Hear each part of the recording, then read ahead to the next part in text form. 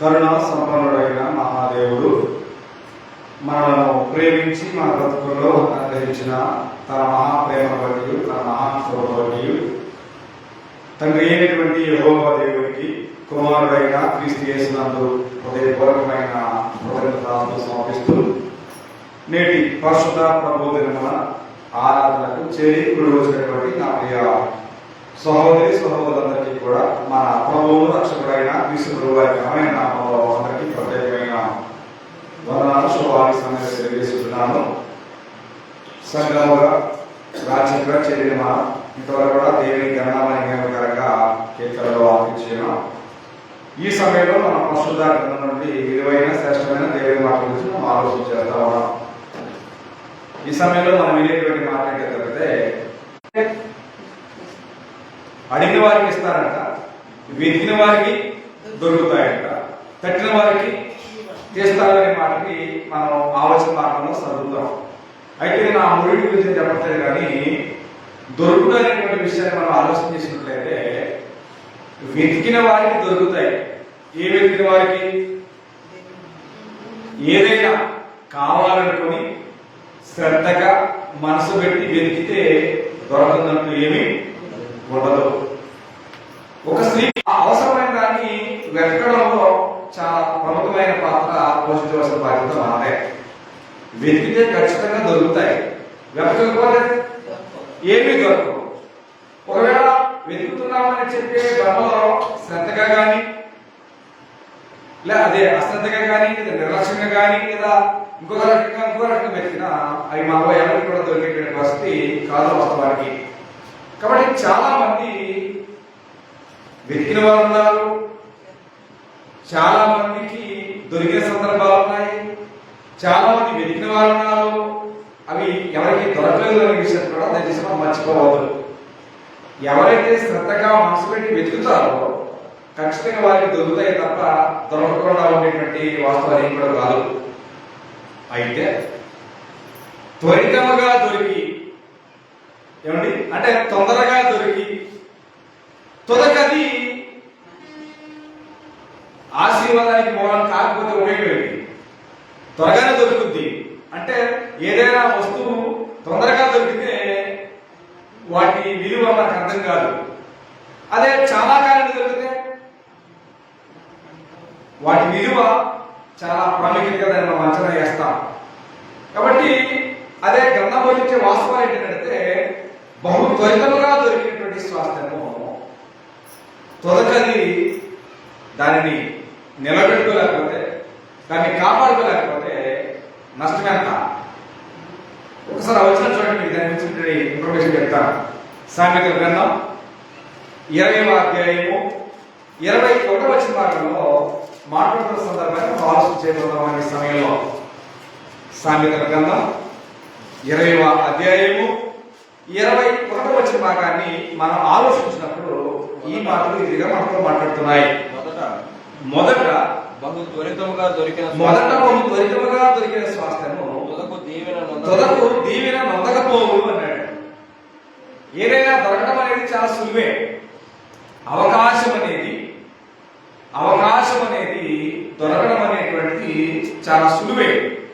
కానీ ఆ అవకాశాన్ని సద్వినియోగం చేసుకుని దరికి వెళ్ళడం అనేటువంటిది చాలా కఠినతరమైనటువంటి పరిస్థితి. వెతికినటువంటి ఒక వ్యక్తికి స్వాస్థ్యంగా దొరికింది, కానీ ఆ స్వాస్థ్యాన్ని అది చివరిదాకా ఉంచుకున్నారా లేదనే విషయాన్ని మనం ప్రశ్నిస్తే గ్రంథంలో అడుగుతున్నారు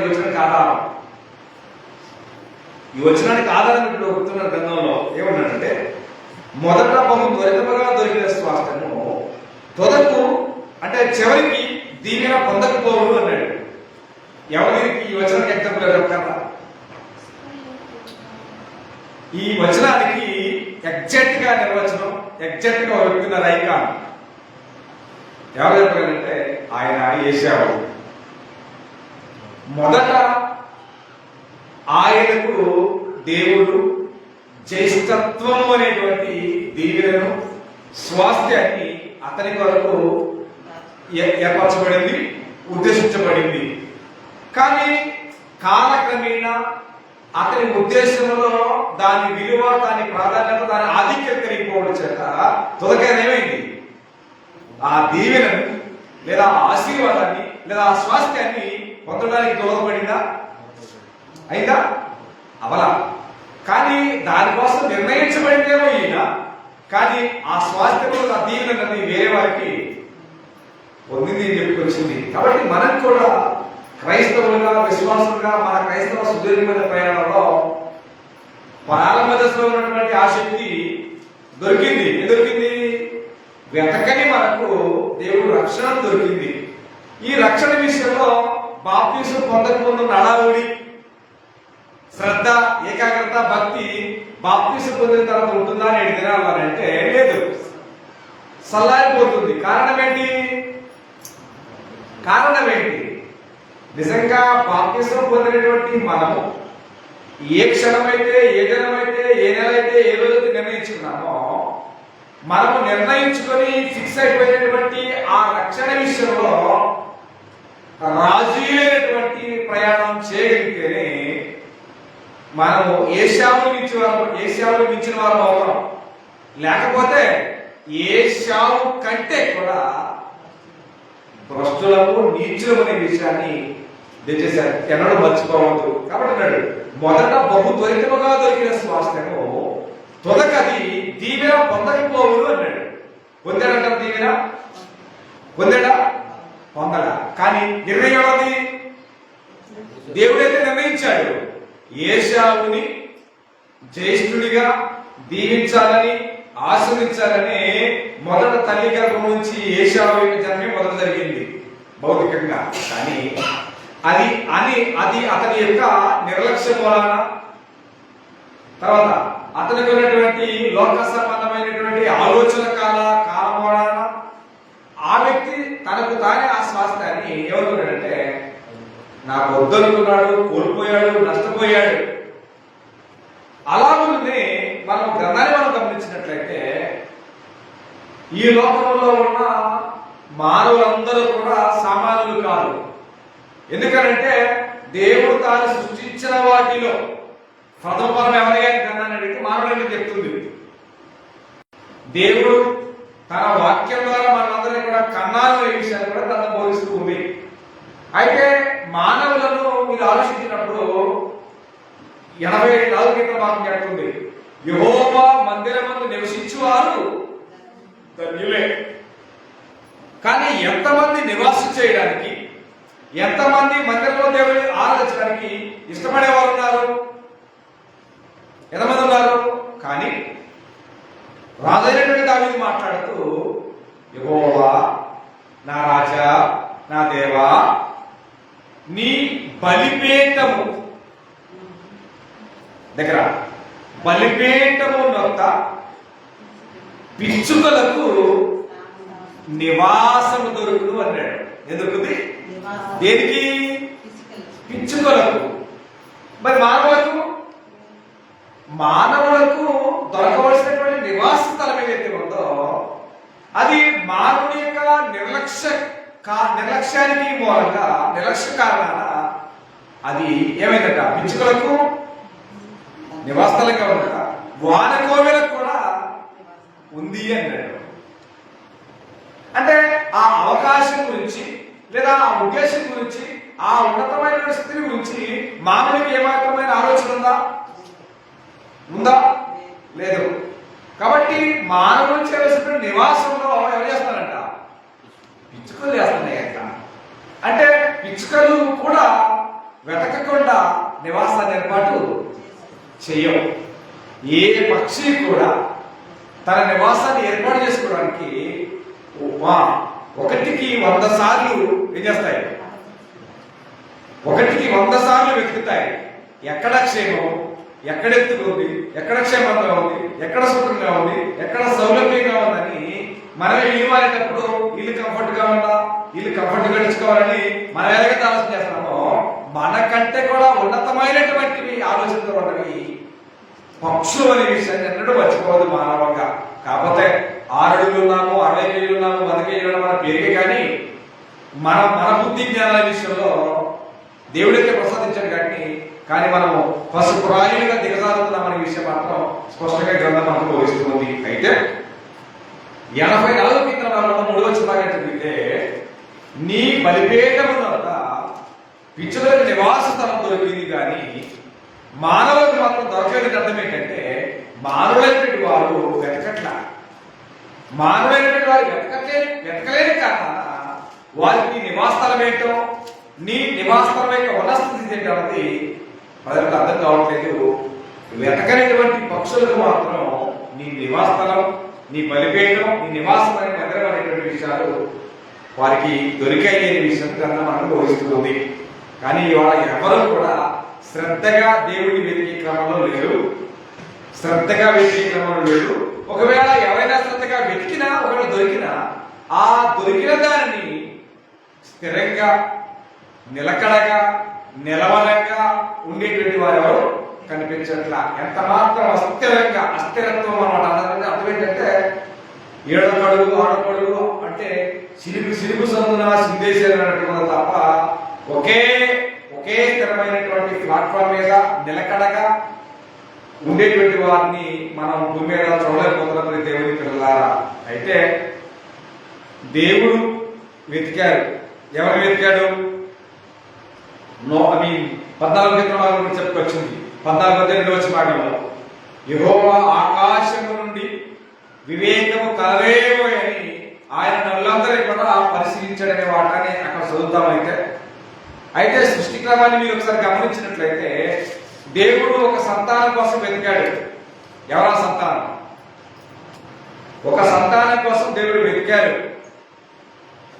ఎవరా సంతానం అంటే దేవుడు అబ్రహాము ద్వారా రాబోతున్న సంతానం కొరకు దేవుడు కొన్ని వందల సంవత్సరాలు ఎదురు చూశాడు. కాలక్రమేణాలో వారందరూ కూడా ఆకాశ నక్షత్రాల కన్నా, ఇసుక రేణువుల కన్నా విస్తారమైన సమృద్ధి జనంగా మార్చబడ్డారు. అవును కదా? మార్చబడినటువంటి జనాన్ని గురించి మనం ఒకసారి ఆలోచించి చూస్తే నేను వెతకని వారికి దొరికి తిని అన్నాడు. వెతకని వారికి దొరికి తిని అన్నాడు. ఎవరు వెతికారు, ఎవరు వెతకలేదు అని అంటే శ్రమలో ఉన్నప్పుడు, ఇబ్బందిలో ఉన్నప్పుడు వారు వెతికారు. ఎవరు వెతికారు?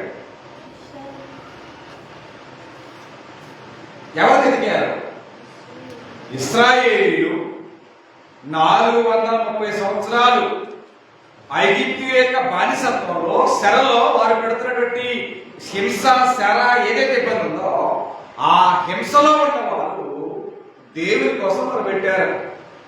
ఈ శ్రమలో నుండి, ఈ బాధలో నుండి మమ్మల్ని విడిపించుటకు ఎవరున్నారు అని వారు వెతికారు, ఎదురు చూశారు, మొరపెట్టారు. దేవుడు వారి మొరను విని వారిని విడిపించడానికి దిగి వచ్చాడు. వచ్చాడా రాలేదా? పరలోకములో ఉన్న దేవుడు భూలోకానికి దిగి వచ్చి పరిస్థితులన్నీ చూసి ఒక నాయకుడిని ఏర్పాటు చేశాడు. ఎవరా నాయకుడు? మోషే నాయకత్వంలో ఇశ్రాయేలు జనాంగం అంతా బయలుదేరింది. ఎక్కడికి? కానాన్ దేశం అనేది బయలుదేరింది. ఐగుప్తు నుండి బయలుదేరిన ప్రజలు దేవుడు వారికి చెప్పిన విధులు, ఆజ్ఞలు, శాసనాలన్నిటి విషయంలో ఎలా ఉన్నారు అంటే ఒకే ఒక మాట తెచ్చేశాడు దేవుడు. వారు లోబడనొల్లని ప్రజలు అన్నాడు. ఏ ప్రజలు? లోబడనొల్లని ప్రజలు అన్నాడు. ఎవరికి?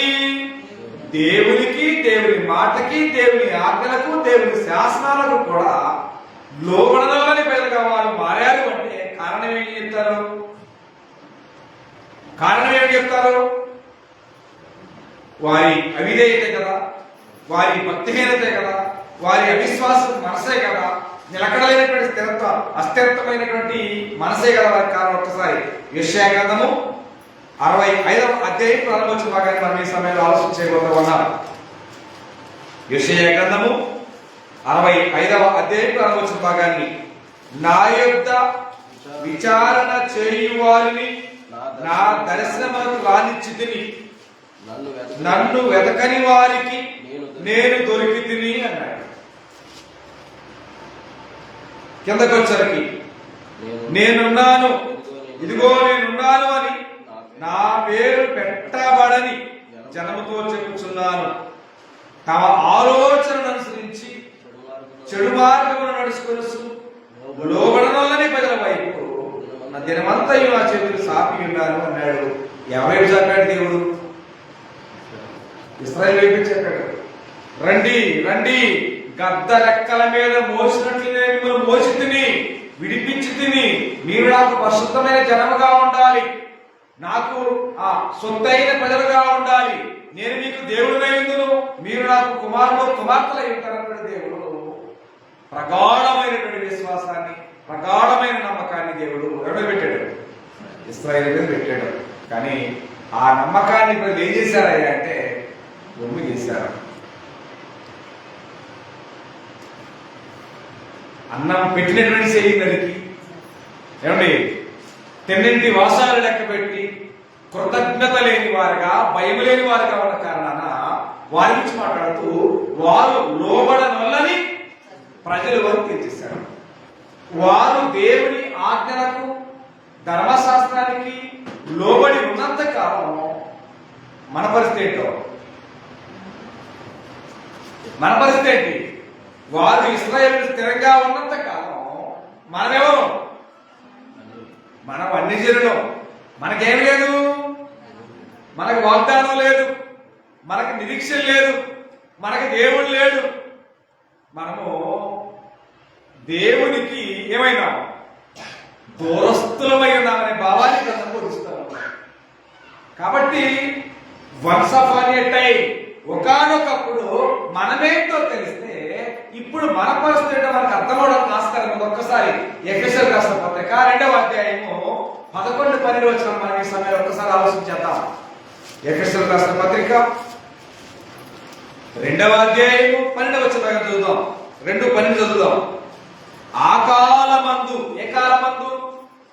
ఇశ్రాయేలీలు లేదా ధర్మశాస్త్రము అమలులో ఉన్నప్పుడు, ఇశ్రాయేలీలు మంచి ఫాములో ఉన్నప్పుడు, ప్రేమలో ఉన్నప్పుడు, ఆ కాలమందు ఇశ్రాయేలీలతో ఎవరండి మీరు? మనము సహపౌరులం కాదు, మనము పరదేశులము, వాగ్దాన నిబంధన లేని పరజనులము, నిరీక్షణ లేని వారమును, లోకమందు దేవుడు లేని వారినై ఉండి క్రీస్తులకు దూరస్తులై ఉన్నారు.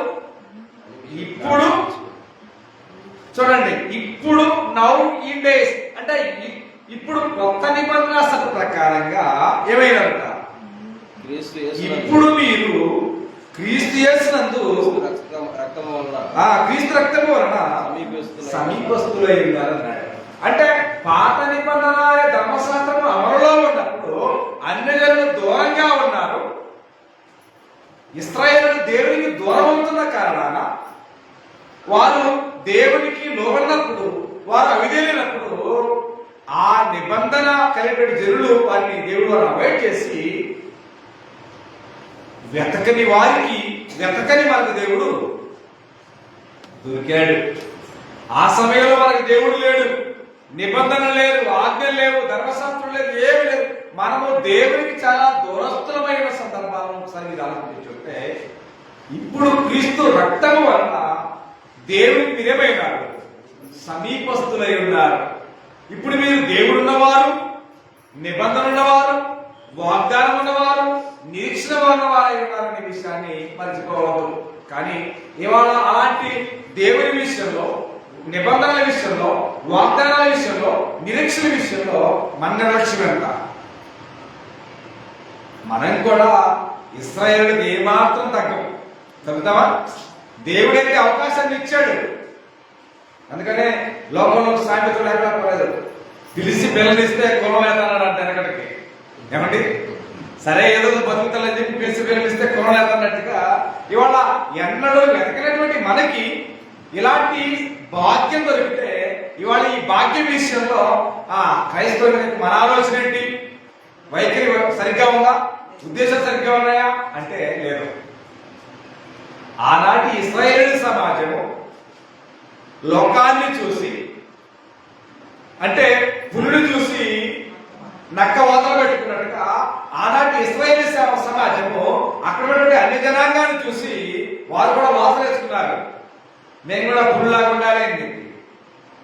అయిందా? అవలా. కాబట్టి పుడతానే లక్షణాలు రావాలి కానీ వాతలు పెట్టుకుంటే అవదు కదా. తద్వారా వాళ్ళకున్నటువంటి దుర్మార్గమైన దుష్ట సంబంధమైన ఆలోచనలు, ఉద్దేశాలు, నిర్ణయాల వల్ల ఆచరణము దేవుడికి దూరమై కదా, దూరమై దేవుడి దృష్టిలో నశించిపోయిన సమాజం. అవును కదా, నశించిపోయిన సమాజం. కాబట్టి స్వార్థంలో కూడా యేసుప్రభువు మాట్లాడుతున్నాడు. అయ్యా ఎందుకు వచ్చావు? మీరు మొదట ఎవరి దగ్గరికి వెళ్ళాలి అంటే ఎవరికి వెళ్ళాలని చెప్పాడు చెప్పండి. యేసుప్రభువు 12 మంది అపోస్తలులు కూడా ఏర్పాటు చేసిన తర్వాత మీరు ఎక్కడికి వెళ్ళాలని చెప్పాడు? ఎక్కడికి వెళ్ళాలని చెప్పాడు? మొట్టమొదటి మీరు ఎక్కడికి వెళ్ళాలని చెప్పాడు? నేను మీకు చెప్పాను ఇప్పుడు దాకా. దేవుని ఆజ్ఞలు, దేవుని చట్టము, దేవుని నిబంధన, దేవుని నిరీక్షణ, వీటన్నిటిని కూడా నిర్మూలన చేసినటువంటి ఇశ్రాయేలీ జనాంగము దేవుని దృష్టిలో నశించిపోయింది కదా, నశించిపోయింది. కాలము సమీపించినప్పుడు, కాలం పరిపూర్ణమైనప్పుడు దేవుడు తన కుమారుని క్రీస్తుని ఈ లోకానికి పంపారు. ఆయన పుట్టారు, పెరిగి పెద్దవాడయ్యారు, సువార్తకి బయలుదేరారు. బయలుదేరే సందర్భంలో ఆయన 12 మంది అపోస్తలులు ఏర్పాటు చేసుకుని మొదట ఎక్కడికి వెళ్ళమని చెప్పాడు? ఎక్కడికి వెళ్ళమని చెప్పారు? This is mandatory. ఎవరి దగ్గరికి వెళ్ళమని చెప్పాడు? మొదట ఎవరి దగ్గరికి వెళ్ళమన్నాడు? దేవుని ఫోకస్ అంతా, దేవుని మనసు అంతా, దేవుని ఆలోచన అంతా ఎప్పటికి కూడా ఇశ్రాయేలుపై ఫోకస్ చేస్తూ ఉంటుంది. ఎందుకంటే వారు మొట్టమొదటి దేవుని పిల్లలు కనుక ఆ సంతానం దేవుడు హైలైట్ చేస్తూనే వచ్చాడు. కొత్త నిబంధన చట్టము కూడా పాత నిబంధన చట్టాన్ని వారు ఎలాగైతే నిర్మూలన చేశారో, తిరిగి మరలా కొత్త నిబంధన చట్టాన్ని కూడా వారి ద్వారానే చేయబడింది, ప్రారంభించబడింది, ప్రతిష్ఠించబడింది, వీరిలోనికి రాగలిగింది వారి ద్వారానే. కాబట్టి యేసుక్రీస్తు 12 మంది అపోస్తలులు ఏర్పాటు చేసుకుని ఎక్కడికి వెళ్ళమన్నాడు అక్కడ మీకు ఒకసారి జ్ఞాపకం చేస్తారు. ఒక్కసారి మత్తయి రాసిన సువార్త 10వ అధ్యాయం.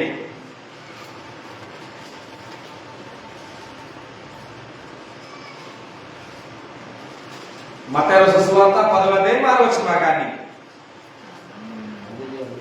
5వ వచనం చూడండి. యేసు ఆ 12 మందిని పంపుస్తూ వారిని చూసి వారికి ఆజ్ఞాపించినది ఏమనగా, మీరు అన్ని జనులలోనికి వెళ్ళకుడి, సమరయ ఏ పట్టణములోనో ప్రవేశింపుకుడి. చూడండి, ఇశ్రాయేలు వంశములోని నశించిన గొర్రెల యొద్దకే ఎడగలమన్నాడు. ఇశ్రాయేలు వంశములో నశించినటువంటి గొర్రెల యొద్దకే మొదటి వెళ్ళండి. ఏ నిబంధన వారి ద్వారా నష్టమైందో, ఏ నిబంధన వారు ఇబ్బంది పెట్టారో, కొలప్ చేశారో అన్నది దేవుడు ఎందుకు వాడండి. తిరిగి ఏ కాడైతే వారు పడేశారో అదే కాడిని వారి చేత దేవుడు మోహించాడు. అది వారికి అర్థం కాలేదు, వారికి అర్థం కాదని.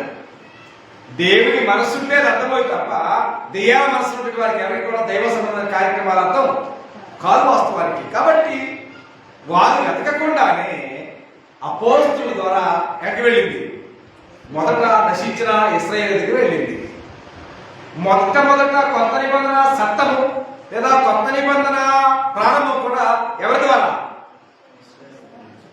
చెప్పండి? ఇశ్రాయేలు ద్వారా అండి. ఆ మొట్టమొదటి బాప్తిజం పొందిన 3000 మంది ఎవరండి? ఇశ్రాయేలీలే. పాత నిబంధన భౌతిక సంబంధమైన దాన్ని వాళ్ళు చేయగలిగారు.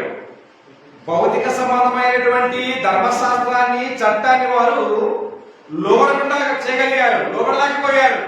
కానీ చివరి పరిణామం పరిస్థితులను బట్టి కొత్త నిబంధన చట్టాన్ని వారిగానే లొంగిపోయారు. పేతురు మాట్లాడుతున్న ప్రస్తావంతో, మీరు శిలువ వేసిన యేసునే దేవుడు ప్రభువుగా క్రీస్తుగా నియమించాడు. ఇది ఎవరిలా? ఇశ్రాయేలు వంశమంతా రూఢిగా తెలుసుకోవాలన్నాడు. మొట్టమొదటి సువార్త కూడా దేవుడు ఇశ్రాయేలుకే ప్రకటించబడింది. మొట్టమొదటి సువార్త, అద్భుతమైన సువార్త, ఆ రక్షణకరమైన శక్తివంతమైన సువార్త ఇశ్రాయేలుకే ప్రకటించబడింది. మొట్టమొదటి ప్రకటించిన వ్యక్తి అపోస్తలుని పేతురు అయితే మొట్టమొదటి సువార్తని హృదయాల్లో స్వాగతించింది కూడా ఇశ్రాయేలులే. కాబట్టి ఆ దిన అయ్యలారా రక్షణ పొందడం మేమేం చేయాలి? మేమేం చేద్దామని పేతురుని కడవ పోస్తుని అడిగారు. అప్పుడు మీరు మారు మనసు పొంది పాప క్షమాపణ నిమిత్తము యేసుక్రీస్తు నామములో బాప్తిసం పొందండి అని చెప్పాడు. ఇంకేమన్నా నోబుదారికి అక్కడ ఎలాంటి ప్రస్తావన లేకుండా 3000 మంది ఎట్టే టైము చెప్పారు పొందారు. కొత్త నిబంధన ప్రారంభానికి నాంది ఇశ్రాయేలు అయ్యారు. విషయం తెచ్చుకోవద్దు. రైట్. క్రొత్త నిబంధన ప్రారంభానికి 3000 మంది అన్నది 3000 మంది రక్షణ పొందారు అన్నది ఎంత వాస్తవమో, పాత నిబంధన కూడా అమల్లోకి వస్తుండగా 3000 మంది ఏమయ్యారు చెప్పండి. క్రొత్త నిబంధన అమల్లోకి వస్తున్నప్పుడు కూడా 3000 మంది రక్షించబడ్డారు. కానీ పాత నిబంధన అమల్లోకి వస్తున్నప్పుడు కూడా అదే 3000 మంది ఏమయ్యారు చనిపోయారు. అందుకోసమే పేతురు పౌలు మాట్లాడతాడు 2 పత్రికలో అక్షరము చంపును అన్నాడు. ధర్మశాస్త్రము అనేటువంటి 10 ఆజ్ఞలు అక్షరం అనేటువంటి ఆజ్ఞ ఏదైతే ఉందో 3000 మందిని అక్షరమై చంపేసేసింది. క్రొత్త నిబంధన ఆత్మ అన్నాడు. ఓకేనా? అక్షరము సంపును అంటే అక్షరం 3000 మందిని చంపేసేసింది. ఆత్మ జీవింపజేయను అన్నాడు. అదే 3000 మందిని రక్షించింది. అక్షరము అంటే ధర్మశాస్త్రము, ఆత్మ అంటే క్రొత్త నిబంధన. కాబట్టి ఈ ధర్మశాస్త్ర ప్రకారంగా వారు దానిని తృణీకరించిన కారణాన లోబడల ప్రజలుగా దేవుని దిగుబడి చేసిన వారుగా వారు ఉన్నప్పుడు అన్ని గురించి మాట్లాడుతూ ఇదిగో నేనున్నాను, నన్ను వెతకని వారికి నేను దొరికి తిని అన్నాడు. కాబట్టి ఇశ్రాయేలుకు దేవుడు ఇవాళ మనకి దేవుడు. ఏమండి, ఇశ్రాయేలు నిబంధన చేశాడు ఆయన మనతో కూడా నిబంధన చేశాడు. వాళ్ళకి వాగ్దానం ఉంది, మనకి వాగ్దానం ఉంది. వాళ్ళకి నిరీక్షణ ఉంది, మనకి నిరీక్షణ. వాళ్ళ కంటే కూడా, ఇశ్రాయేలు కంటే కూడా శ్రేష్టమైన దానికి మనం ఉన్నాం. అవునా కదా? శ్రేష్టమైనది దేవుడు ప్రవేశపెట్టాడు మన కోసం. అది భౌతిక సంబంధమైంది, కానీ మనది ఆత్మ సంబంధమైంది అనేటువంటి ధోరణి ఇవాళ ఎవరికి లేదు. ఆత్మ సంబంధమైందా భౌతిక సంబంధమైంది అని అంటే ఇవాళ లోకంలో ఉన్న క్రైస్తవులు చూసేది ఏంటంటే యేసు నమ్మే, నేను బాప్తిజం పొందే, ఆదివారం వల్ల ప్రార్థనకి వెళ్తున్నా, నాకు ఉద్యోగం ఇచ్చాడా, నాకు ఇల్లు ఇచ్చాడా, నాకు ఆస్తి ఇచ్చాడా, నాకు కారు ఇచ్చాడా, నాకు మేడ ఇచ్చాడా అని. ఇశ్రాయేలు కనుక అరణ్యంలో మాకు దోసకాయలు లేవు, మాకు కూరగాయలు లేవు, తినడానికి మాంసం లేదనేటువంటి భౌతిక సంబంధమైన యావ చేసిన ఎలాగైతే ఇశ్రాయేలు చేసిన పొరపాటున అదే పొరపాటు నేటి కొత్త నిబంధన క్రైస్తవులు కూడా దాని కోసం తహతలాడుతుంది. యేసుక్రీస్తు నేను ఇల్లు ఇస్తాడనో, వాకు ఇస్తాడనో, లేదా ఉద్యోగాలు ఇస్తాడనో, లేదా మేడల విద్యలు ఇస్తాడనో కాదు. అది ఈ లోక సంబంధమైనదే. లోకమును దాని ఆశయం గతించిపోతుంది. కానీ నిజమైన క్రైస్తవులు వేయడమా దేవుని చిత్త విషయంలో ఖచ్చితమైన ఫోకస్ కలిగి ఉండాలి. కానుందా? లేదు. నేను గుడ్డిగాడికి ప్రార్థన పోతున్నా, నాకేమీ లేదు అని చెబుతూ ఉంటాను. ఏం కావాలంటే ఈ లోకంలో దేవుడు నీకు 1000 ఎకరాలు ఇచ్చినా, ఏమంటే 1,00,000 రూపాయలు డబ్బులు ఇచ్చినా, నీకు మేడ ఇచ్చినా, మిత్రులు ఇచ్చినా, ఈ లోకంలో దేవుడు ఇచ్చింది ఏది శాస్త్రం చెప్పండి? నీ జీవితమే శాస్త్రం కాదు. భౌతిక సంబంధమైన ఆలోచన ధోరణితోటి మనము దేవుడిని ఏం చేయలేము, సమీపించలేము, దేవుడి దగ్గరికి రాలేము. దేవుడి తండ్రిని పిలిచిన ఆయన వినడు అనే విషయాన్ని కూడా గ్రంథం మనకు బోధిస్తూ ఉంటే లోకంలో ఉన్న ప్రజలు లోక సంబంధమైన వాటిని, భౌతిక సంబంధమైన వాటిని వెతుకుతున్న ద్వారంలో ఉన్నారు నేటికి. పాత నిబంధనలో ఉన్న కాలంలో ధర్మశాస్త్రం అనేది కేవలం యాజకుల దగ్గర మాత్రమే ఉండేది. ఎవరి దగ్గర? యాజకుల దగ్గర మాత్రమే ఉండేది ధర్మశాస్త్రం. వాళ్ళు మాత్రమే విశ్రాంతి దినాన చదివి జనానికి చూపిస్తా ఉండేవాళ్ళు. కానీ వాళ్ళందరి దగ్గర ఉండగా అందరి దగ్గరే ఉండేవాడు. కానీ అందరి దగ్గర ఉన్న ఏమేది ఆ గ్రంథములో ఉన్న వాస్తవాలు ఏమేంటి అన్నది ఎవరికి తెలియట్లేదు. దానివల్ల ఎలాంటి ప్రయోజనం లేదని విషయాన్ని కూడా ఆ గ్రంథం మనకు బోధిస్తుంది. అయితే యెహోవా మీకు దొరుకు కాలమందు ఆయన్ని వెతకాలన్నాడు. ఎప్పుడు దొరుకుతాడు? ఏ కాలంలో దొరుకుతాడు చెప్పండి? వేసవకాలంలోనా, శీతాకాలంలోనా, లేదా వర్షాకాలంలోనా, లేదా ప్రాణపోయే కాలం అంటే అది కాదు. ఆయుష్కాలము అనేటువంటి దినాలు భూమి మీద ఉన్నప్పుడే యెహోవా మీకు దొరుకుతాడు. చనిపోయిన తర్వాత ఆయన ఏం కాదు, మృతులకు ఆయన ఏం కాదు, మృతులకు ఆయన దేవుడు కాదు. ఇది జస్టిస్, ఆయన న్యాయాధిపతి. కాబట్టి ఒకసారి యెషయా గ్రంథము 55వ అధ్యాయము 6వ వచనం మీ గ్రంథం చూడగలిగితే, యెహోవా మీకు దొరుకు కాలమునందు ఆయనను వెతకండి, ఆయన సమీపంగా ఉండగా ఆయనను వేడుకోండి అన్నాడు. వేడుకునే గురించి నేను మాట్లాడలేదు, దొరికే గురించి మాట్లాడుతున్నాను. అంటే ఎప్పుడు ఎతకాలి? దొరకాలంటే ప్రాణం అయ్యాక, హాస్పిటల్లో ఉన్నప్పుడా? సజీవులుగా ఉన్నప్పుడే, ఆరోగ్యంతో ఉన్నప్పుడే, ఆయుష్కాలంతో ఉన్నప్పుడే దేవుడికి వెతకాలి. దేవుడిని వెతికే క్రమంలో, దేవుడిని తెలిసే క్రమంలో ఎంత ఎంత ఫాస్ట్ గా ఉండదో తెలుసా? దాన్ని జ్ఞానేశ్వరము చెప్తాడు 12వ అధ్యాయంలో. ప్రసంగి గ్రంథంలో అంటాడు, నీ సృష్టికర్తని స్మరణకు తెచ్చుకునేది 2 కాల ప్రాయం అయిపోయి 3వ కాలం వచ్చాక కాదంట. ఎప్పుడంట? నీ బాల్య దినముల అంటే నీ సృష్టికర్తను స్మరణకు తెచ్చుకో. వాన కురిసి వెలియక ముందే అన్నాడండి. బాల్య తేజస్సులకు మేఘం కమ్మక ముందే అంత క్విక్ గా, అంత ఎర్లీగా, అంత తొందరగా వెతకాలి దేవుణ్ణి. ఎవడెత్తలేదు? అమ్మా ఏది బాప్తిజం పొందాలంటే ఏమిటి? వయసులోనే పిల్లలండి, ఇతరులకు బాప్తిజం ఎందుకంటే లోకం మీద తిరుగుతారు. మరి వయసులో ఉన్నప్పుడు యవ్వన ప్రాయములో నరుడు దేవుని కాడిపోయుట దీవెన అని చెప్పింది, ఆశీర్వాదం చెప్పింది. కానీ మనం ఎప్పుడు మోస్తాము? వయసులో ఉన్నంత కాలమే లోకాన్ని మోస్తాం. వయసు అయిపోతున్న సందర్భంలో ఏమండి అంతా అయిపోయిన తర్వాత దేవుడి దగ్గరకు వచ్చి, అయ్యా నీకు మించినటువంటి దేవుడే లేడు, నీకు మించిన దిక్కే నాకు లేదంటే కుదురుద్దా? ఏమంటే వయసులో ఉన్న కాలం లోకాన్ని మోసావు, వృద్ధాప్యానికి వచ్చాక దేవుడా? నిజమైన జీవితానికి దేవుడు ఎప్పుడయ్యా అంటే నీ బాల్య దినములందే నీ సృష్టికర్త ఎవరో నీకు గుర్తు రావాలా? తెస్తారా? తయారు. చదువులని, పదవులని, కాలేజీలని, బార్లని, బీర్లని, సినిమాలని, థియేటర్లని, రోడ్లన్నీ అయిపోయింది. తిరిగి అంత అయిపోయిన తర్వాత 2 కాళ్ళు కూడా అయిపోయిన తర్వాత మూడో కాళ్ళు వచ్చిన తర్వాత దేవుడా నువ్వే దిక్కానంటే వదులుదా? కుదరదు. యవ్వన ప్రాయంలో నువ్వు దేవుడిని మోయగలిగితే వృద్ధాప్యంలో దేవుడు నిన్ను మోస్తాడు. కరెక్ట్ చాయిస్ ఇది. కానీ మనం అలా చేయం.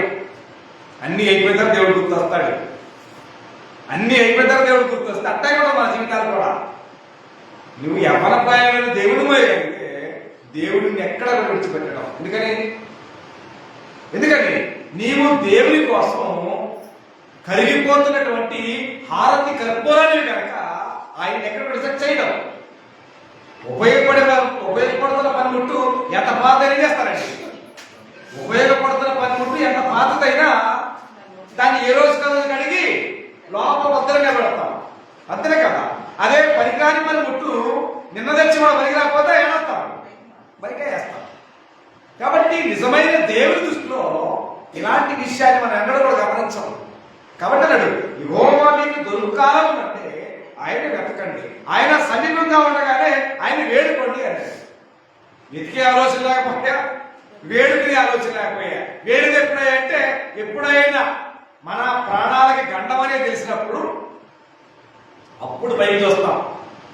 అప్పటిదాకా లోకాన్ని చూస్తాం. ఎందుకంటే లోకములో ఉన్నటువంటి ఆ ఎఫర్ట్స్ దైవంలో ఉండవు. ఎందుకంటే లోకం లాంటిది, ఇంద్రధనుసు లాంటిది కదా, రంగులమయం కాబట్టి మన ఫోకస్ అంతా లోకం మీద ఉంటుంది, దేవుడి మీద ఏముంటుంది?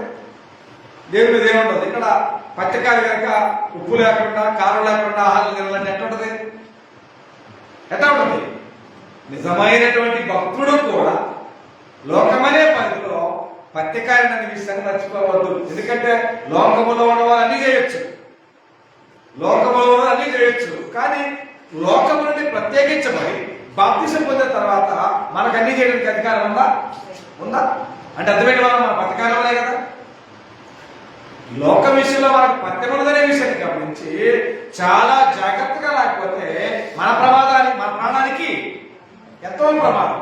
ఎగ్జాంపుల్ మీకు జ్ఞాపకం చేస్తా. కావేరులో వచ్చిన వాళ్ళు చికెన్ కూడా చేపలు కూడా తింటే నిజంగా అట్లాంటి దాని విషయంలో ఒక సామెత ఏంటంటే, కామెరలో వచ్చిన వాడి కోసం కాటి చూస్తూ ఉంటుందంట. అర్థమవుతుందా? కామెరలో వచ్చిన వాడి కోసం కాటి చూస్తూ ఉంటుందంట. దీనికి వాడు ఎక్కడో చోట ఖచ్చితంగా పత్తి తప్పుతాడు, వాడికి నీళ్ళు శరణం కాటేదని చెప్పి ఎదురు చూస్తూ ఉంటుందంట. అలాగనే మనిషికి కూడా అలాంటి వాడి విషయంలో ఒకవేళ ఖర్చు తప్పితే కనుక వయసులో ఉన్న నిర్ధారణ, పిల్లలైనా పెద్దోళ్ళైనా పెళ్లిగానోళ్ళైనా పెళ్ళైనోళ్ళైనా పత్తి విషయంలో ఎక్కడ రాజీ పడితే ఏమవుతాడు? సరిపోతాడు.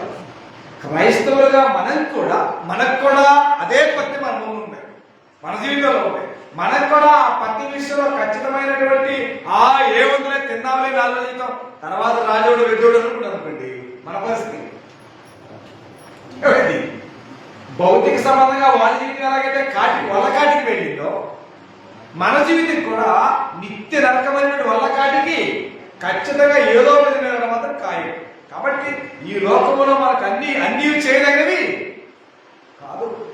లోకములో ఉన్నవారైతే ఏదైనా చేయొచ్చు, కానీ క్రీస్తులో ఉన్న మనకు అన్ని చేయదగినవి కాదు.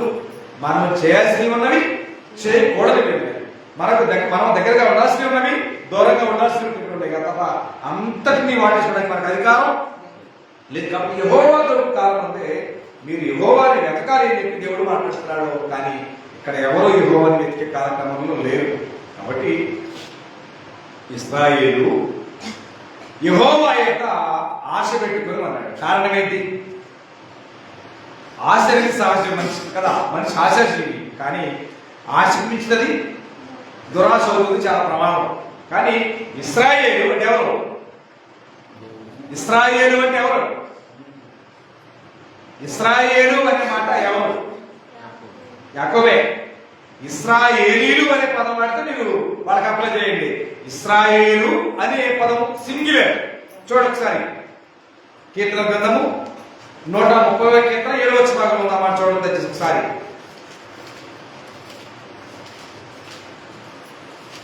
కీర్తన గ్రంథము 130 కీర్తన 7వ భాగం చదవబోతున్న మీ సమయంలో ఇశ్రాయేలు అన్నాడా, ఇశ్రాయేలు అన్నాడా? ఇశ్రాయేలు అంటే సింగులరేగా, ఇశ్రాయేలు అంటే ప్లూరల్. కాబట్టి ఇక్కడ మాట్లాడుతున్న విషయం ఏంటంటే, ఇశ్రాయేలు యెహోవా మీద ఆశ పెట్టుకొనుము. యెహోవా యొక్క ఎదుర్కొంది పిచ్చుకల నివాసాలను ఎలాగైతే దొరికిందో, ఆయన యొక్క ఆశ పెట్టుకుంటే, ఆయన మీద ఆశ పెట్టుకుంటే కృప కూడా అలాగే మనకి దొరుకుతుంది. కాబట్టి కృప మనకు దొరికిందా దొరకలేదు చెప్పండి? కృప మనకు దొరికింది అనడానికి నిదర్శనం చెప్పండి. కృప మనకు దొరికింది అని నేను కానీ మీరు కానీ మనం మనస్ఫూర్తిగా చెప్పడంలో ఒక గుర్తింపు చెప్పండి. మనమంతా కృపచేతనే ఏమంటాం? రక్షించబడ్డాం. ఇండికేషన్ అది. మనకు నిజంగా కృప దొరికింది అనడానికి అర్థం ఏంటంటే మనం రక్షణ పొందాం. అదే ఎపిసోడ్ 2 అన్నాడు, మీరు కృపచేతనే రక్షణ పొంది ఉన్నారు అన్నాడు. ఆ కృప మనకు దొరికిన కారణాన రక్షణ అనేది మనకి హస్తగతమైంది, మనకు స్వంతమైంది దేవుడి పిల్లలు. కాబట్టి ఇశ్రాయేలు యెహోవా మీద ఆశ పెట్టుకోను. యెహోవా కృప నీకు దొరుకును అన్నాడు. కాబట్టి ఆయన కృప నీకు ఆ రోజు ఇశ్రాయేలు దొరకాలి అంటే యెహోవా మీద రాసి పెట్టుకోవాలి, కానీ లోకం మీద రాసి పెట్టుకుంటే కృప దొరికేదా? కాబట్టి లోకం మీద వ్యామోహం ఉంటే మనకి వాళ్ళ రక్షణ కృప దొరికేదా? కాబట్టి లోకాన్ని వెతికిన వారికి లోకం దొరుకుతుంది కదా, దేవుడిని వెతికిన వారికి దేవుని మనసు ఏంటో, దేవుని ఆలోచన ఏంటో, దేవుని ఉద్దేశం ఏంటో, దేవుని విధి విధానం ఏంటో మనకి అర్థమయ్యే అవకాశం ఉంటుంది అనే విషయాన్ని గ్రంథం మనకు స్పష్టంగా బోధిస్తుంది. దేవుని కింద అయితే నీతిమంతులు అనే పదాన్ని వాడాడు. నీతిమంతులు అనే పదాన్ని వాడడానికి వినడానికి ముందు మనం సాధిస్తే రోమపత్రిక 3 ప్రకారంగా నీతిమంతుడు లేడు, ఒక్కడైనను కూడా లేడని పరిశుద్ధాత్ముడు తేల్చాడు. నీతిమంతుడు లేడంట, ఒక్కడ కూడా లేడంట. మరి ఇక్కడ గ్రంథాన్ని మనం పోల్చినప్పుడు నీతిమంతులు ఆశించినది వారికి దొరుకుద్ది అన్నాడు. ఎవరా నీతిమంతులు? ఎక్కడ నీతిమంతులు? ఎలా నీతి? నీతిమంతులు లేరు అంటాడు కదా. నీతిమంతులు లేరు, ఒక్కడైనా కూడా లేడనే విషయాన్ని యెషయా ప్రవక్త ప్రశ్నించాడు. అదే యెషయా ప్రవక్త ప్రశ్నించిన కొటేషన్ ని పౌలు జ్ఞాపకం చేశాడు రోమపత్రికలో. మరి నీతిమంతులు లేడు కదా, ఒక్కడు కూడా లేడు కదా. మరి నీతిమంతులు ఆశిస్తే మనకి ఎలా దొరుకుద్ది? నీతిమంతులు ఎలా అవుతారు? నీతిమంతులు ఎలా అవుతారు? ఎలా అవుతారు? తల్లి గర్భము నుండి పుట్టిన మానవులు నీతిమంతులు ఎట్లయిరి అనే ప్రశ్న వేశారు. నీతిమంతులు ఎట్లయిరి అనే ప్రశ్న వేశారు. చెప్పండి, ఎవరేసారు ప్రశ్న? నీతిమంతులు లేరు, మరి నీతిమంతులు ఎట్లయింది? ఎవరు నొక్కొచ్చుకున్నారా? అరేవాటిని అవాటిని లేదు కదా. కాబట్టి మరి నీతిమంతులు ఎలా ఉంటారు? మనమంతా పాపులమే, మనమంతా దేవునికి దూరస్తులమే, మనమంతా దేవునికి శత్రువులమే. అయినప్పటికీ కూడా మనము నీతిమంతులు ఎలా మార్చబడుతున్నామనే దాని గురించి పౌలు మాట్లాడుతున్నాడు. కొరింథీయులకు రాసిన మొదటి పత్రిక 6వ అధ్యాయం 11వ వచనం చదవబోతున్న ఈ సమయంలో, కొరింథీయులకు రాసిన మొదటి పత్రిక 6వ అధ్యాయం 11వ వచనం భాగాన్ని, మీలో కొందరు అట్టివారై ఉంటుంది గాని ప్రభువైన యేసుక్రీస్తు నామమున మీరు దేవుని ఆత్మయందును మీరు కడగబడి పరిశుద్ధపరచబడిన వారై నీతిమంతులుగా తీర్చబడితిరి అన్నాడు. ఏం గడిగేసుకుంటే చేతులు కాళ్ళ కాదు.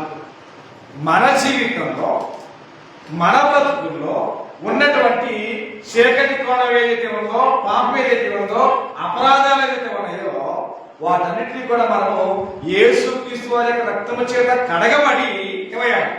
పరిశుద్ధపరచబడిన వారై నీతిమంతులుగా తీర్చబడింది అన్నాడు. ఆ నీతిమంతులు ఆశించేది ఏదైతే ఉందో అది వారికి ఖచ్చితంగా దొరుకుతుంది. ఎందుకని?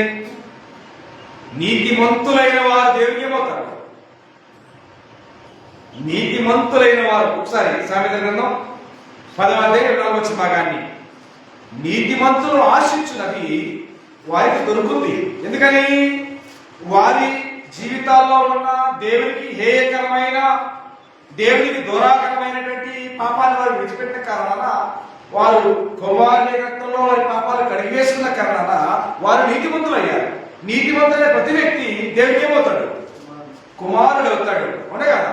ఒక్కసారి సామెతల గ్రంథం 10వ అధ్యాయము 24వ వచనం భాగాన్ని చదివితే అక్కడ ఏమో చూడండి ఒకసారి. భక్తిహీనుడు దేనికి భయపడునో అదే వారి మీదకి వచ్చును. నీతిమంతులు ఆశించినది వారికి దొరుకుతుంది. ఏమండి? నీతిమంతులు ఆశించేది ఏదైతే ఉంటుందో అది వారికి దొరుకుతుంది. ఎందుకని? నీతిమంతులు అంటే అర్థం ఏంటంటే దేవుని మనసు ఏంటో, దేవుని చింతం ఏంటో, దేవుని సంకల్పం ఏంటో నా పట్ల, నీ పట్ల, మన పట్ల అన్న భావాన్ని కలిగి వెతికి దాన్ని సత్యాన్ని గ్రహించి ఆ వాక్య ప్రకారం నడవబడుతున్న వారు మాత్రమే, నడవగలిగిన వారు మాత్రమే నీతిమంతులు కాగలరు. అందరూ నీతిమంతులా? అందరూ నీతిమంతులు కాలేరు, అందరూ పరిశుద్ధులు కాలేరు, అందరూ దేవుని కుమారులు కాలేరు, అందరూ దేవుని ఇంట్లో నివాసం చేయలేరు. ఎందుకని? నివాసం చేయాలన్నా, దేవుని మనసు ఏంటో తెలుసుకోవాలన్నా, దేవుని కుమారుడు అవ్వాలన్నా ఖచ్చితమైనటువంటి స్టెబిలిటీ కావాలి. స్టెబిలిటీ, వాక్య సంబంధమైనటువంటి శక్తి కావాల. కానీ మనం పాట పాడుతూ ఉంటాం. ఏ పాట? భారతదేశపు క్రీస్తు సంఘం అనేటువంటి పాటలో ఒక పదం ఒకటి ఉంది. ఏ పాట అంటే వాక్యంబు శక్తి లేని అన్నాడు. ఏంటట? వాక్యంబు శక్తి లేని అన్నాడు. ఇంకేముంది? వాక్యంబు శక్తి లేకపోతే సృష్టి లేదు. ఉందా చెప్పండి? ప్రపంచములు, ఎబ్రీ పత్రిక 11:3, ప్రపంచములు దేవుని వాక్యము వలన నిర్మాణమైనవి అనే విషయాన్ని గ్రంథకర్త రాశాడు. ప్రపంచములు దేవుని వాక్యం వల్ల నిర్మాణమయ్యాయి. కనబడుతున్న సృష్టి యావత్తు దేవుని వాక్యం వల్ల అయింది. కానీ లోకంలో తాను పుట్టించిన వాటిలో ఫలఫలంగా ఉన్న మానవుడే. ఆ మానవుని జీవితం కూడా ఫలవంతంగా చేయబడటానికి కూడా కారణమైంది వాక్యమే. ఆ వాక్యం లేకుండా ఎవరు దేవుని దగ్గరకు లేరు. ఎందుకంటే పరలోకములో ఉన్న దేవునికి, భూమి మీద ఉన్న మానవుడికి వారదేంటి అంటే వాక్యమే. వాక్యం లేకపోతే నీకు దేవునికి సంబంధమే లేదు. కానీ ఆ సంగతి అందరికీ తెలియదు. ఏదో నామకార్థంగా, ఆచారబద్ధంగా ఎవరి ఎట్లా గట్ట డొల్లిద్దామని చెప్పి 2020లో డొల్లిచ్చామండి, 2020 సంబరాలు చేసుకోవచ్చు. కానీ నువ్వు అనుకున్న ప్రకారంగా దేవుని సమీపించడం అనే మాట అసాధ్యం. దేవుని పిల్ల దేవుని సమీపించాలి అంటే, దేవుని దగ్గర రావాలి అంటే దానికి వేదిక ఒకే ఒకటి, అది వర్డ్ ఆఫ్ గాడ్, దేవుని వాక్యం. ఆ విషయాన్ని మర్చిపోయిన ఏ క్రైస్తవుడు దేవుడిని ఇంజలేడు, సొంతపెట్టలేడు. వాస్తవానికి దేవుని యొక్క నీతిమంతులు ఆశించినది వారికి దొరుకుద్ది అన్నాడు. ఎందుకని? నీతిమంతులు అయ్యారు అంటే అర్థం ఏంటంటే దేవుని సంకల్పంలో దేవుని కుమారుడు పంపినటువంటి క్రీస్తుని, ఆయన కలువరిసిన త్యాగాన్ని, కలువరిసిన త్యాగాన్ని ప్రతిమే సువార్తని, అలాంటి వాస్తవ సత్యాలను కూడా విని గ్రహించి నమ్మి బాప్తిసం పొందారు. కాబట్టి వారు దేవుని కుమారులు అవుతారు, కుమార్తెలు అవుతారు. అప్పుడు ఏం చేస్తారు ఆయన? అందుకోసమే 34 ఉన్నాడు, యెహోవాను నమ్మిక ఇచ్చుము, ఆయన నీ హృదయవాంఛ తీర్చును అన్నాడు. తర్వాత ఆశ కలిగిన ప్రాణాన్ని తృప్తిపరుస్తాడనే విషయాన్ని మనం పెద్దంత బాగా చెప్తాం. కానీ మనం ఆయన దృష్టికి నీతిమంతులుగా ఎట్లా ఉండాలి అనేది మాత్రం ఆలోచన చెయ్యం. పెదాల పెట్టుబడి అక్కడ మాట కాబట్టి బాగా తిరుగుతాం. కానీ శారీరకంగా వాక్య ప్రకారంగా ఖచ్చితమైన రుజువు చేయాలంటే బుద్ధి మీదకి వచ్చింది కదా. మాట్లాడేది బాగా చెబుతాం కానీ రుజువు చేయాలి. ఎందుకంటే యేసుక్రీస్తు వారు మనందరి పాపాల నిమిత్తం నిలబడ్డాడు. సమాధి అంటే మరణించారు, సమాధి చేయబడ్డారు, తిరిగి పునరుద్ధరణై లేచాడు. శాశ్వత కాలం ఏమండి? సో ఫర్ ఎవర్, నిత్యము శాశ్వత కాలం ఒక వ్యక్తి, పాపైన మానవుడు దేవుడితో బ్రతకాలి అంటే ఏం చేయాలి చెప్పండి? ఏం చేయాలి? ఒకటి చేయాలి, ఖచ్చితంగా చేయాలి. ఇది చేయకుండా ఎలాంటి ఏ మానవుడికి కూడా శాశ్వత కాలం ప్రభుత్వం ఉండే ఆస్కారమే లేదు. సాదృశ్యంగా మధ్య పెట్టబడాలా? ఎలాగైనా ఆయన మనందరి పాపాల భారాన్ని ఆయన మీద వేసుకొని, మనందరి పాపాల భారంగా ఆయన ఎలాగైతే మరణించారో, ఆయన ఎలాగైతే సమాధి చేయబడ్డారో, ఆయన ఎలాగైతే పునరుద్ధరణ మూడుకి లేచాడో, దానికి సాదృశ్యమైన బాప్తిస్మము ఇప్పుడు మిమ్మల్ని రక్షిస్తున్నది అన్నాడు. అంటే సాదృశ్యంగా నువ్వు పాతి పెట్టబడకపోతే నువ్వు శాశ్వత కాలం దేవుడితో బతికే ఛాన్స్ నీకు లేదు. మాటలు చెప్పడమే గాడిలో. అంటే ఇళ్ళ పట్ల ఎడుకోవడానికి వచ్చినాడు మాటలు చెప్తాడు కదా, అమ్మగారు అట్లా, అయ్యగారు అట్లా, ఆడకాలం వస్తాం, వెనకాలం వస్తాం, ఎందుకు అడుగుతారు కళ. ఈ భూమి మీద మనం కూడా ప్రభువా ప్రభు అని ఏదో దగ్గరలాగా అడుగుతున్న జీవితాలు తప్ప నిజమైన శాశ్వతమైన జీవితం కావాలి అంటే యేసుక్రీస్తు మనందరి పాపాలకు ఎలాగైతే మృతి పొందారో, సమాధి చేయబడ్డారో, ఎలాగైతే లెగిచారో దానికి సాదృశ్యమైనటువంటి విధానాన్ని ఇక్కడ భూమి చేయాలి. ఇది చేయకుండా నువ్వు శాశ్వత ప్రభుత్వం జ్ఞాపకారం ఇది లేదో, ఖచ్చితంగా లేదు వాస్తవానికి. కాబట్టి దానిని రోమపత్రిక 6వ ప్రారంభం వచ్చిన నుంచి ప్రారంభం కూడా చెప్పుకొచ్చాడు. సాదృశ్యంగా మీకు పాతి పెట్టబడి తిరిగి అన్నాడు. అంటే ఆయన్నేమో చనిపోయిన పాటు పెట్టారు, కానీ మనము మన పాపాలు ఇష్టమై చనిపోయినటువంటి స్థితిని మనము సమాధి చేయబడుతున్నామని విషయం స్పష్టంగా ప్రస్తావన చేసుకొచ్చారు వాస్తవానికి. కాబట్టి మనము దేవుని కుమారులమైతే, దేవుని కుమార్తెలమైతే మనం అడిగితే ఏం చేస్తాడు? ఖచ్చితంగా ఇస్తారా లేదా? ఏమండి, మనమేంటో మన పరిస్థితి మనకు తెలుసు వాస్తవానికి, అవునే కదా? మనం కూడా ఇంచుమించుగా అందరం తల్లులమే, అందరూ తొడలమే. రైట్, మన పిల్లలకు ఉన్నటువంటి ఆలోచన ఏంటంటే, ఇవాళ ఆదివారం కనుక డాడీ మనం ఏం తెచ్చుకుందాం? చికెన్ కాదు, చేప తెచ్చుకుందాం అన్నారనుకోండి. అమ్మా మరి చేపలు వేస్తామో నాకు లేదు, కానీ మరి ఇప్పుడు బాగుంది అనుకుందాం అంటారా? ఏ తండ్రి అయినా ఏ తల్లి అయినా ఏమా మరి డాడీ మరి ఈరోజు మధ్యలో కదా, వారం మధ్యలో కదా, గుడ్లు తెచ్చుకుందాం అనుకుంటాను అనుకోండి. అమ్మా రాళ్ళకు పెడతానులే, తేలిది వెళ్తానంటారు కదా. అదే అంటాడు, మీరు చెడ్డవారై మీరు మీ పిల్లలకు మంచి ఈవులకు ఇస్తారుగా. మరి మీరు ఆరాధించే తండ్రి పరిపూర్ణుడు కదా, పరలోకపు తండ్రి. మరి ఆయన అంతకంటే మంచి ఈవులు ఇస్తారు కదా. ఎప్పుడు మీరు ఆయన కుమారులైతే, మీరు ఆయన కుమార్తెలైతే, ఆయన చిత్త ప్రకారం తిరిగి జన్మించిన వారైతే ఆయన కుటుంబంలో, ఏమండి, ఆయన కుటుంబంలో తిరిగి జన్మించడం అనేటువంటిది ప్రతి పాపి అయిన మానవుడి జీవితానికి మ్యాండేటరీ. అందుకోసమే ఒకడు నీటి మూలముగా ఆత్మ మూలముగా తిరిగి జన్మించితేనే గాని దేవుడు రాజ్యానికి అవకాశం లేదు. కాబట్టి ఆ రాజ్యం కూడా భూమి మీద క్రీస్తు సంఘమే, మళ్ళీ వేరే కూడా వెళ్ళమాకండి. ఇక దేవుని మనసులో ఉన్న ఒకే ఒకటి, no more argument, no more compliments. దేవుని మనసులో, దేవుని సంకల్పంలో, లేదా బైబిల్లో, లేదా 60 పుస్తకాలు ఉన్నటువంటి ఒకే ఒక రాజ్యము, ఒకే ఒక సంఘం కనిపిస్తుంది. ఇక బైబిల్కి వ్యతిరేకంగా ఉన్నటువంటి ఏది కూడా అది దైవ సంబంధమైనది కాదు. మీరు మీ మనసులో నొచ్చుకున్నా, లేదా ఈ యాంత్రిక శబ్దాలు ప్రజలకు ఎవరైనా ఉండొచ్చు, కానీ నా మాట మీరు నొచ్చుకోవచ్చు, కానీ బైబిల్లో ఉన్న మాట మాత్రం మీరు మార్చలేరుగా. దేవుని మనసులో మాట మార్చలేరుగా.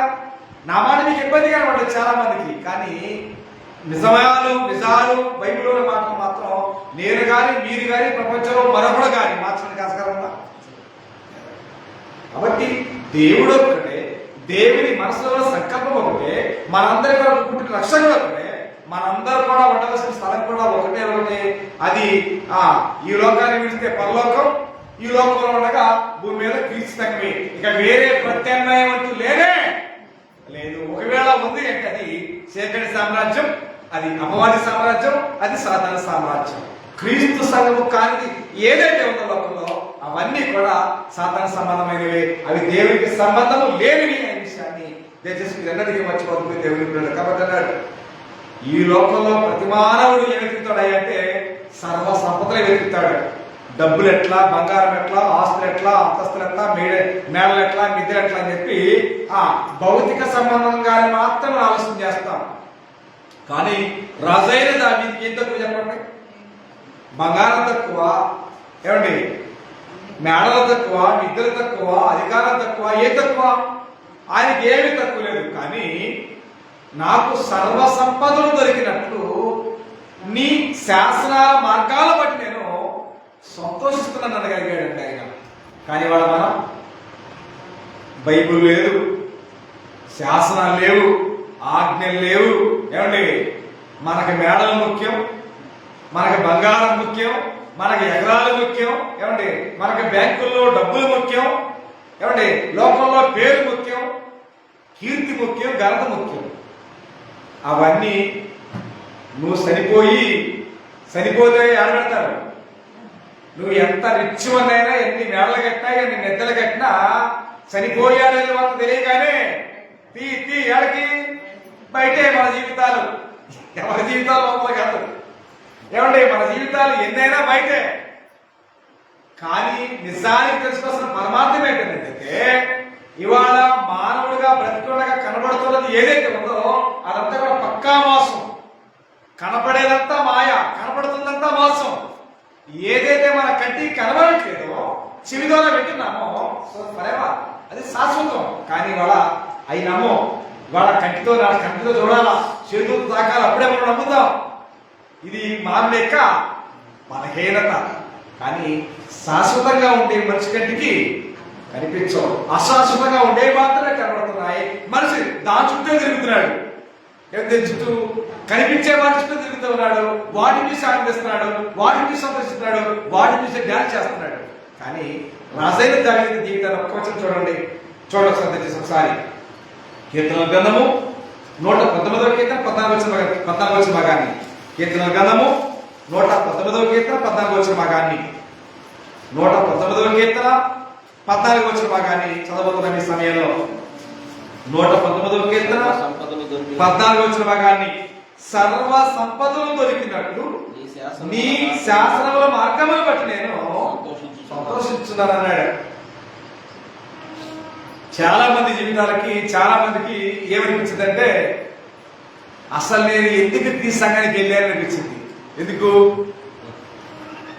నేను అసలు ఎందుకు క్రీస్తు సంఘంలో ఉన్నాను, నేను ఎందుకు క్రీస్తు సంఘానికి దగ్గర అయ్యాను? ఎందుకంటే క్రీస్తు సంఘములో ఉన్న వారికి ఎవరికి కూడా లోక సంబంధమైన ఆర్భాటాలు, లోక సంబంధమైన అడావుడి, అబోధకరమైన పాత్రలకి జయగొట్టే పరిస్థితి ఉండదు.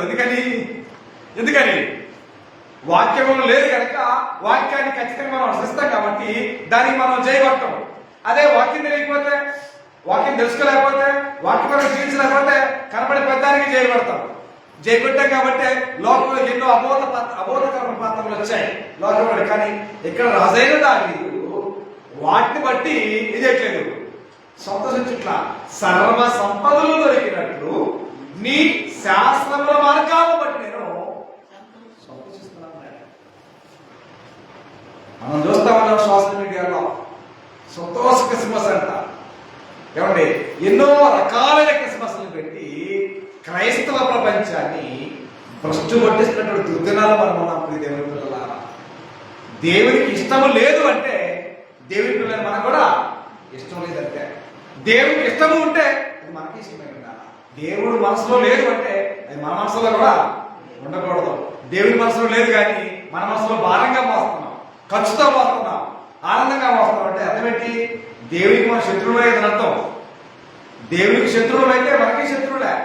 కాబట్టి లోకమంతా దృష్టి ఏంటంటే నువ్వేడున్నావో నేడున్నావో ఒకసారి ఆలోచన చేసుకోండి. కాబట్టి ఇక్కడ అన్నాడు, సర్వ సంపదలు దొరికినట్టు నేను నీ శాస్త్రం మార్గాన్ని బట్టి సంతోషిస్తున్నాను అన్నాడు. కానీ ఇవాళ మనుషులకి అన్నీ దొరుకుతాయి, కానీ వాక్యం పట్ల ఉద్దేశం కానీ సరే లేదనే విషయాన్ని గ్రంథ బోధిస్తుంది. కానీ ఆ వాక్యం ఏం చెప్పి తెలుసా? మనకి వాక్యమే కదా, నల్లక్షరాలే కదా, మాట్లాడావు కదా, వినవు కదా, ఇట్లా ముసుకెత్తే మనం ఏమైనా చేయొచ్చు కదా అని లోకం భ్రమపడవచ్చు. అదే జరుగుతుందండి. గ్రంథాన్ని ముసుకేస్తే, తెలిసిన గ్రంథాన్ని మూస్తే ఇక మనం ఏం చేసినా ఎవరో అడగలనేటువంటి ఒక అహంభావం అనేది ప్రపంచంలో ఆకాశం కంటే దొరకవచ్చు. కానీ జీవం కలిగినటువంటిది దీనిని ఎవరో మార్పు చేయలేనిది, ఇది సజీవంగా ఉండగలిగేది. మీరు అనుకోవచ్చు దీనికి మాటలు రావు, దీనికి శాతం రావు, మనం ఆడమోస్తే ఆడేసుకోవచ్చు. కానీ నీవు మోసినటువంటి గ్రంథాన్ని ఒక దినాన నేనే దానికి కొంచెం మార్కులు అని చెప్పింది గ్రంథం.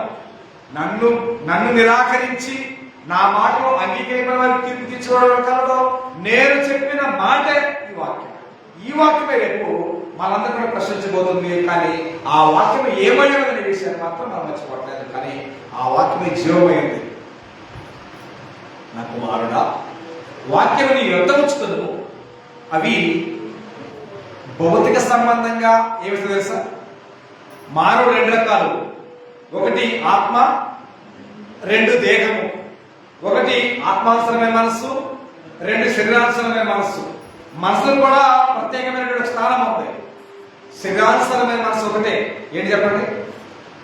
శరీరానుసరమైన మనస్సుకి ఫలితం ఒకటే, అది మరణం. ఆత్మానుసరమైన మనసుకి 2. ఒకటి భూమి మీద దేవుడితో సమాధానం, 2 సరిపోయిన తర్వాత జీవం. కాబట్టి కదా లోకాసువార్త 2వ అధ్యాయం అన్నాడు, సర్వోన్నతమైన స్థలములలో దేవునికి మహిమయు ఆయనకి ఇష్టమైన వారికి భూమి మీద సమాధానం అన్నాడే. ఆ సమాధానం ఎట్లా వచ్చింది? ఆత్మానుసరమైన మనసు కలిగిన నీ జీవితానికి మాత్రమే దేవుడు సమాధానాన్ని ఇస్తాడు. లోకాసరం బ్రతుకుతా, లోకాసరమైన మనసు కలిగి లోకాసరం విచ్చలుగా ఉంటే నీకు దైవ సంబంధమైన సమాధానం రాదు.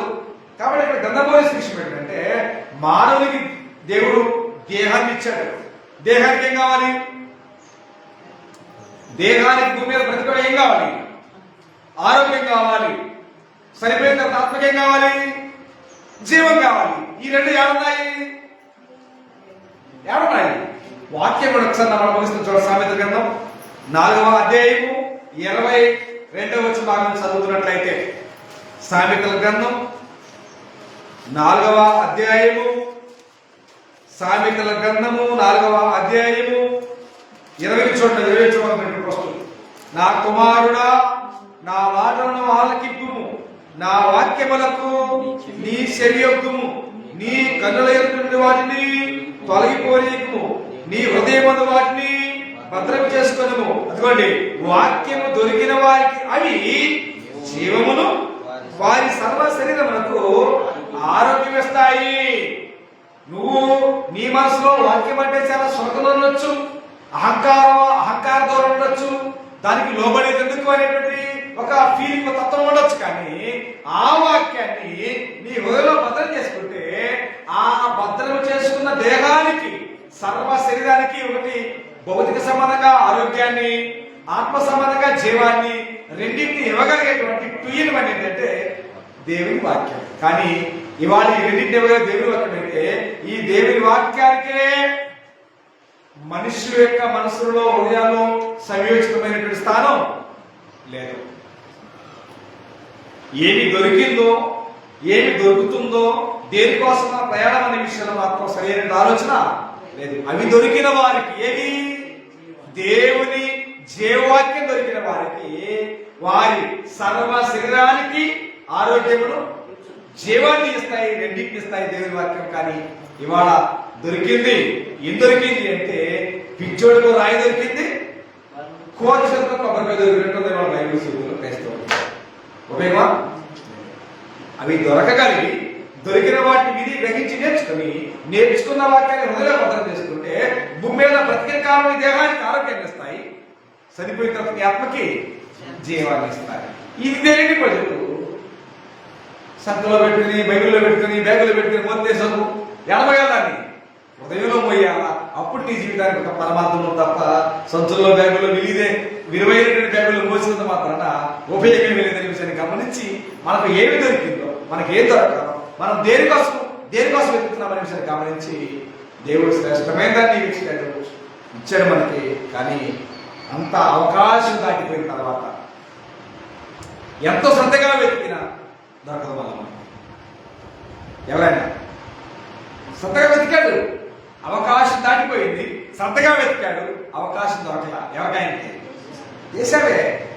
దీనికి ఇవాళ మనం చదువుకున్న పాఠానికి నిలువటం ఎవరయ్యా అంటే ఏసావే, ఎగ్జాక్ట్ చేశాడు. కాబట్టి ఏశావు గురించి చదవండి కదా తెలిస్తే మనకు దేవుడు ఏమని గ్రహించాడో, మనకి ఏం దొరికిందో, దొరికిన వాటి విషయంలో మనము భౌతిక సంబంధంగా, ఆత్మ సంబంధంగా ఎలాంటి వైఖరిని, ఎలాంటి మనసుని, ఎలాంటి ధోరణి కలిగిన విషయంలో ఖచ్చితమైన ఆలోచన నాకు నేనుగా, మీకు మీరుగా ఎవరికి వారిగా ప్రశ్న వేసుకోగలిగితే, ఎవరికి వారు విమర్శించుకోగలిగితే ఏశావు ద్వారా మన పాఠాన్ని నేర్చుకోవచ్చు. ఏశావుకి ఏం దొరికిందో, ఏశావు దేనికి వల్ల విసర్జించబడ్డాడో, ఏం దొరకలేదో అన్నది ఒక్కసారి రిమైండ్ చేస్తే మనకు అర్థమవుతుంది దేవుడు. కాబట్టి ఏశావులా ఉంటారో, యాకోబులా ఉంటారో, దొరికిన దాన్ని సద్వినియోగం చేసుకుంటారో, దొరికిందని విడిచిపెడతారో అనే విషయాన్ని ఎవరికి వారిని చేసుకుంటూ దేవుని మహిమార్థమైన కుటుంబాలకు మనందరం ఎదగాలని, ఆ వాక్యాన్ని అనుసరిస్తూ వాక్యాన్ని బదలం చేసుకుని భూమి మీద బ్రతికినంతకాలం సర్వశరీరానికి ఆరోగ్యాన్ని, చనిపోయిన ఆత్మకు జీవాన్ని కలిగి నిత్య పరలోకంలో మనం ఇలాగనే కలిసి ఉండాలని ప్రభుత్వం హెచ్చరిస్తూ ఈ అవకాశం అందించిన దేవుడికి హృదయపూర్వకంగా కృతజ్ఞతాస్తులు సమర్పిస్తూ ఇటు వాక్యాన్ని శ్రద్ధతో ఆలకించిన అందరికీ కూడా క్రీస్తు వారి ఘనమైన నామములో ప్రత్యేకమైన వందనాలు తెలియజేస్తున్నాను. ప్రార్థన చేసుకున్నాను. అత్యంత కృపా కనికర సంపన్నుడైన మా పరమ తండ్రి, మీ ఘనమైన, శ్రేష్టమైన, ఉన్నతమైన నామానికి స్తుతులు, స్తోత్రాలు, కృతజ్ఞతలు.